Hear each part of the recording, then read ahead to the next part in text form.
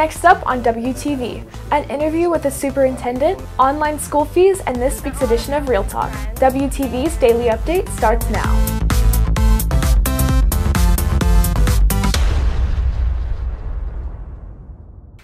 Hey there, Red Hawk Nation. Today is Wednesday, August 18th, and I'm Alyssa Murphy with today's Daily Update, brought to you by Wingspan TV. Frisco ISD is an ever-growing district with new plans and ideas constantly in play, and Wingspan was able to sit down with the man who runs it all. Here's part one of the special interview with Dr. Mike Waldrop.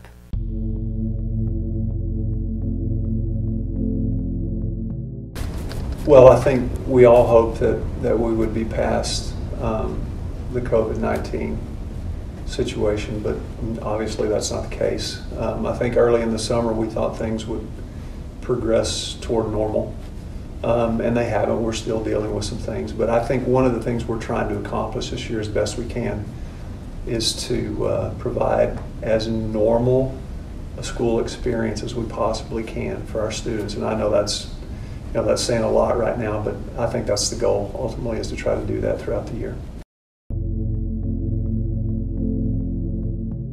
Well, there's been a lot going into that.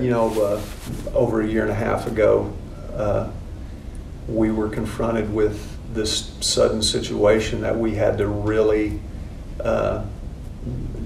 react and do things in a very different way with virtual school and just all the various things that went into that, all the different safety protocols and various things like that. And so over the course of the year, those things kind of changed and they evolved. And of course, last year we had a mask mandate. Now we don't.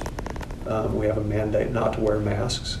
And so we've had to adapt and change and make things fit those different kinds of situations. And it took a lot of work from a lot of people.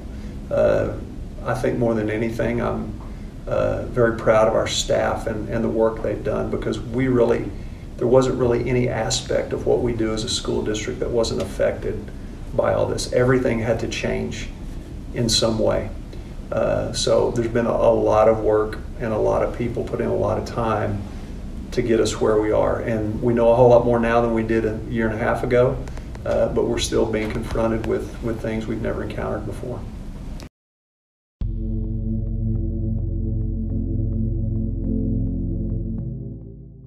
Well, it's a big legal mess right now, for lack of a better term.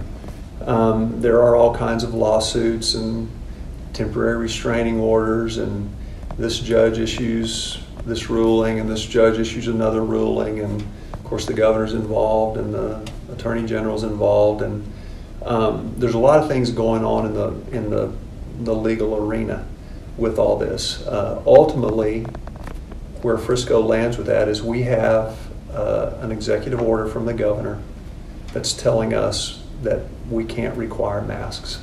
And so our position as a school district has been to follow the governor's order, and we'll do that until someone with ultimate authority or until all this legal wrangling plays out. We'll continue to follow that governor's executive order.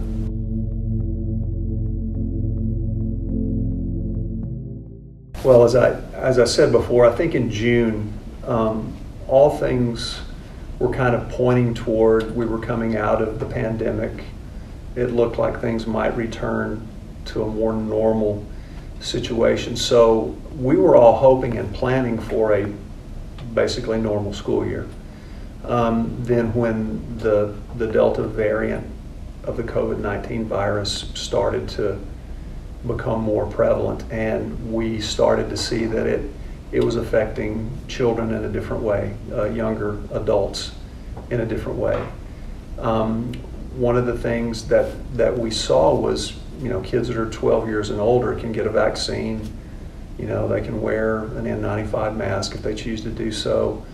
That wasn't the case with our younger students. They didn't have the option for a vaccine. And although they can still wear masks and things like that, we felt like to provide another option for safety in this environment would be for us to offer virtual schooling to students that were younger than the age of 12 because they didn't have the opportunity to get a vaccine. So we provided that opportunity to those kids and their families, and we had a significant response. We had 8,200 students respond and decide that they were going to take virtual learning. Now, one of the things about that is that the state is not funding that right now. So we've had to look for additional monies to help pay for it, and it's going to cost the district about $30 million. Now, we've been fortunate because the federal government provided us with some supplemental funds, and so we're using that to help pay for that, for the virtual schooling this fall. But beyond that, if we don't get some assistance from the state, it will be difficult for us to continue that. Plus, we're also hoping that sometime this fall, a vaccine will become available for younger children, and when that does become widely available, then we'll probably stop offering the virtual option to our younger students. Throughout the year, students might have fees to pay for various school activities. WTV's Kate Graham shows you where to go. From parking permits to course fees to buying t-shirts, students and parents may have to pay for different things throughout the school year, and Online School Fees is a one-stop shop for all payments. To set up an account, go to Online School Fees on the school's websites, and from there, you'll be taken straight to the Liberty Online School Fee page. Once at onlineschoolfees.com, set up an account and you can start paying fees. Payments made with credit cards will be subjected to a 3% service charge, but cash or checks can be delivered to C-131. Reporting for WTV, I'm Kate Graham. Students in AP classes are hitting the ground running. WTV's Trinity Williams explains. With freshmen taking their first AP class, AP Human Geography teacher starts the year with a project that helps to show the students what they can do to change their perspective on their work ethic. The project we do in the first few weeks of AP Human Geography class really introduces the kids to geography, where things are, but it also adds an element that they don't always have, is getting things, working in groups, getting things done on a certain deadline, and it really makes them rethink like what's possible as a student. Like in middle school, it might have taken them, 2 weeks to make a short video tourism commercial, and we do it in an hour. It really helps them change their perspective on how quickly it takes to do things. For freshman Catherine Murphy, the group project is better than learning from a book.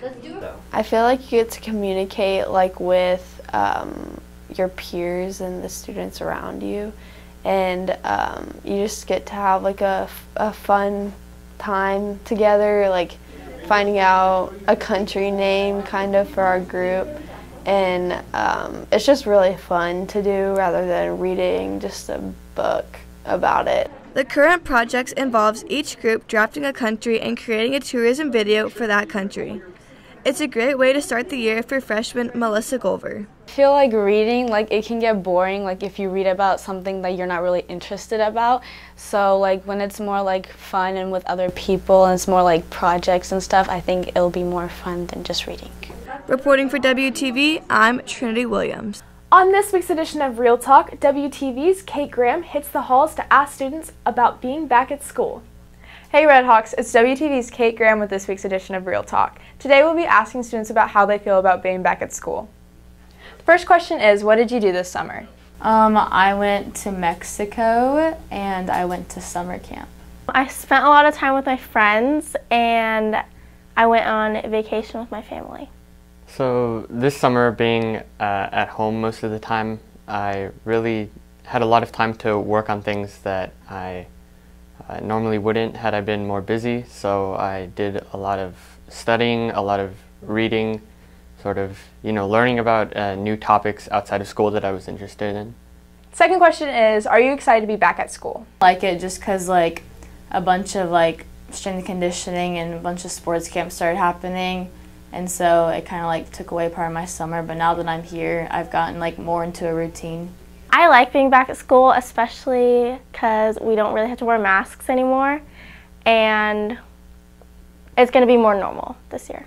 It feels really good to be back at school in person. For me, being virtual and being at home was very difficult to be, keeping on top of things when I don't actually have an in-person classroom. And so it just feels great being able to see everybody and have actual teachers in person. and just to have a senior year where everything is, for the most part, normal. And the last question is, how is this year different than last school year? I feel like last year it was more like restricted because of like COVID, and so we had to like cut back on a lot of things. Like we didn't have like pep rallies and stuff like that. Reporting for WTV, I'm Kate Graham.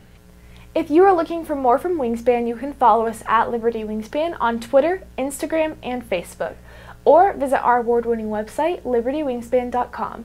And now for today's announcements. All Liberty High School students interested in auditioning for our school's 2021 fall musical, Bright Star, can find important audition tips, requirements, and resources using the QR code below. That's it for today's Daily Update. This is Alyssa Murphy for Wingspan TV.